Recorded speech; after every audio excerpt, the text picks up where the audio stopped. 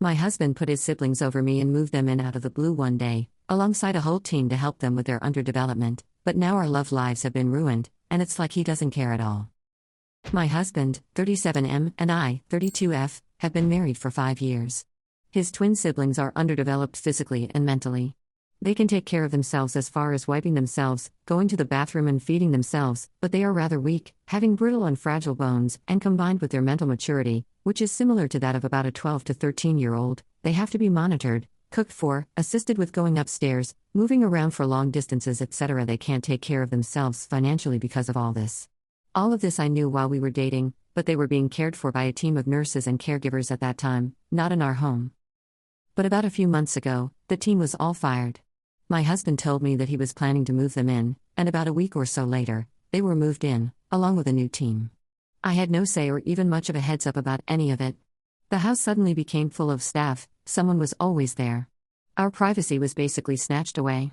My husband already has a busy schedule, he's a doctor, on call a lot, and now I feel like we barely have time to ourselves.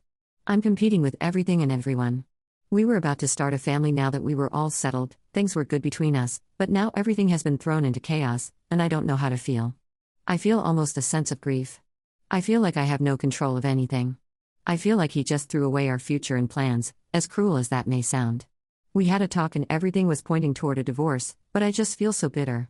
I feel like he's just giving up. He feels like I'm not being thoughtful enough. I love him more than anything and want to salvage our marriage if I can, before just making any snap decisions. Any advice is appreciated. Edit. Also, I should say, his parents are estranged. I've never met them, not even before we married. He cut them off a while ago, for a very understandable reason. Commenter. From a practical point of view, you don't have much power here. You talked and he made it clear that he wasn't going to change anything, even if that meant divorce. He has the financial power to live without you. He has to put his siblings first because they depend on him for survival. You come second, just like someone marrying someone with kids. If you aren't okay with that, divorce is your only option. Of course, there's no reason you can't choose to accept the situation. People with busy schedules and no privacy in their homes still have intimate relationships. It's the way entire social classes of people have lived for generations. You have no control, but you never really did. Update 1.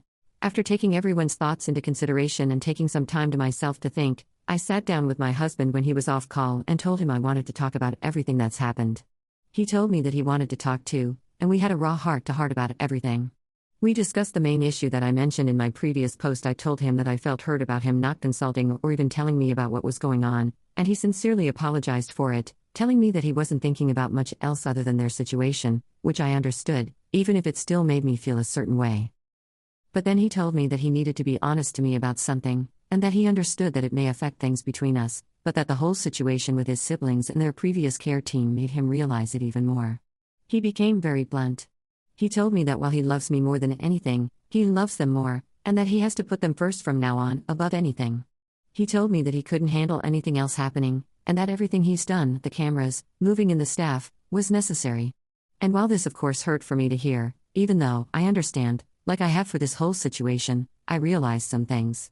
He might have acted selfishly at first, even if it was understandable, but my reaction could have been better, I admit. He was breaking down right in front of me, reliving trauma that reminded him of his childhood, and I was too busy in my own feelings to offer any true support. I felt awful about that. I didn't mention much of it in the previous post, but his parents were truly awful people. Their neglect caused the undeveloped/regressed state of the twins in the first place, and if he hadn't taken care of them while they were small, they possibly wouldn't have survived. They're very attached to him, almost like a small child with their parent. As painful as it was, I accepted that I couldn't come before their relationship. I did know about his legal obligation before we became married, so I obviously knew they were important to him.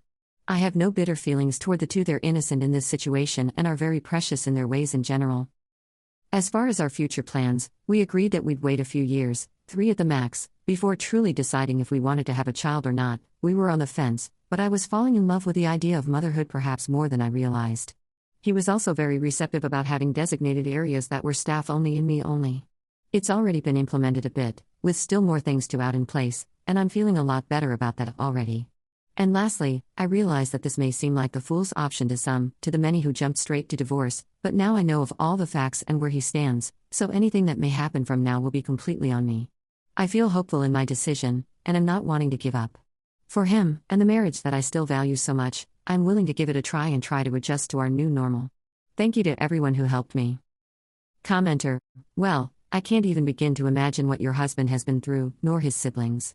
I don't have good advice since I can't begin to comprehend how to handle this awful situation all around. All I can say is, you can endure this as long as you can. But, if it comes the time where you feel unable to continue, you need to leave, for your own mental health. As sad as it might be, you can't set yourself on fire to keep them warm just because you want to stay with him. Sooner or later, there'll be a moment where it comes between you or them. Your husband already told you who comes first. I'm not saying to hold this over him or even feel resentful. All I'm saying, you gotta keep this thought at the back of your mind if the hammer drops. Update 2 years later. I was always a bit of a fence-sitter when it came to having children. Throughout my life, I went through phases of knowing for sure that I wanted children, to suddenly being uncertain and suddenly not wanting to become a mother at all. My life, honestly, was pretty uneventful.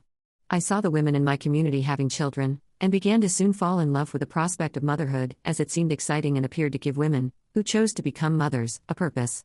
Everyone else seemed to be sure, but I couldn't understand why I wasn't. Editor's note: there is a few paragraphs that I got rid of for readability. They are essentially just a recap of the OG post and update 1. A few months passed, then a year. Since then, we have been to marriage counseling, though working around his schedule is crazy, a few vacations, some with just us, and some with the siblings, and are in a much better place. We have evenings out and time to ourselves when it allows.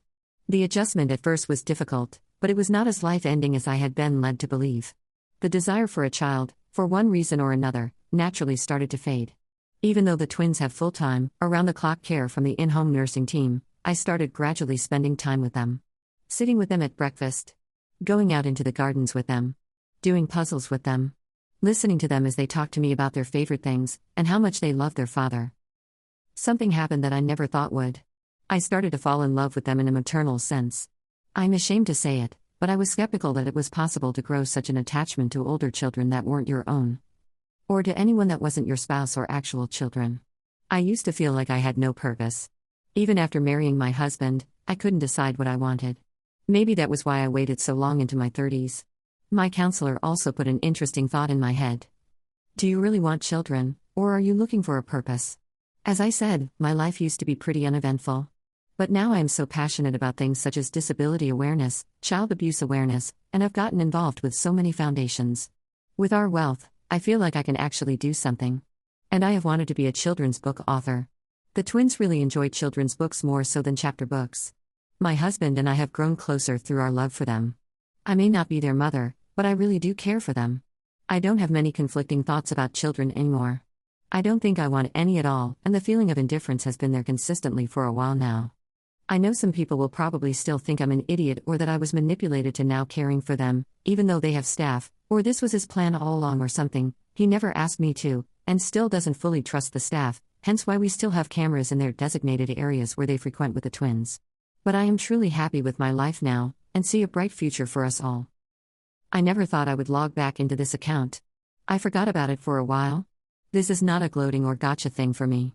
I understand that some people were generally trying to help, give tough love, or were trying to look out for me. I was inspired to share this on this site, for the last time, to give my own perspective. Motherhood and love is something I was so uppity about. But it comes in many forms. I saw it further through a mutual friend's adoption of 2 older children, 12 and 7. As women, whether you have kids or not, if there's no sense of purpose within you, it won't bring happiness. For some women, the kids are the purpose, and it makes them happy. For other women, being single and enjoying their life and their hobbies and relationships is their purpose. I don't believe having kids would have made me happy or brought me a purpose, like I used to think. The people that everyone told me would ruin me actually opened me up to my purpose, all without having to go through a risky pregnancy, possible postpartum depression, and the stress.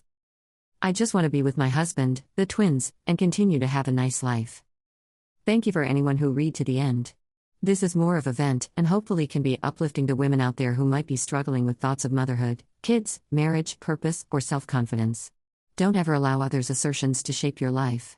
I'm so glad I didn't fall into the reality that everyone had tried to push me into. Commenter: there's so many ways to create a family. It's not always simple, it's never perfect, and mistakes get made. But the love and dedication at the core is what defines a family. This was beautiful to read. I'm so happy for you, your husband, and the kids. I wish you many years of happiness together.